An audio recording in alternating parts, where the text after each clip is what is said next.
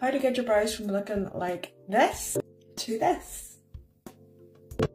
So if you're like me and your eyebrows are in really bad need of a shape, like I do my own, I should have done them by now, but I just haven't had the time.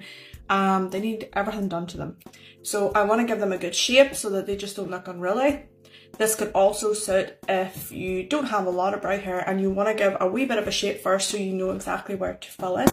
So we're going to take a wee bit of our concealer. This is the Chroma Cover from Be Perfect, and a number 11 brush. This is from Makeup Pro Store, and we are going to very lightly start making our shape underneath so we know exactly where to place product.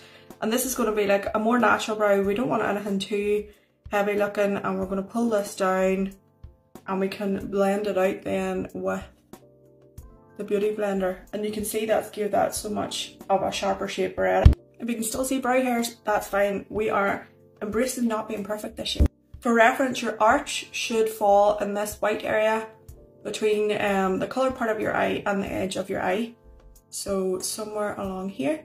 Brow gel I'm using today is the Got To Be Styling Brow Gel from Schwarzkopf, and I've already this brow done. We're only going to put a light coat through the brow, not adding too much product because we don't want it having like a white cast or being too sticky looking. And what we're going to do is leave it for a second.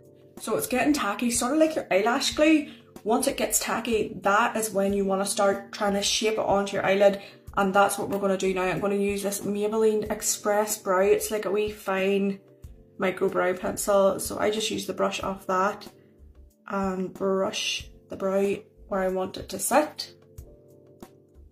This pencil is the shade Soft Brown, and what I'm going to do, because I have no hair here at the front, I have to draw a wee line just to sort of give myself a guide before I put in some light hair strokes.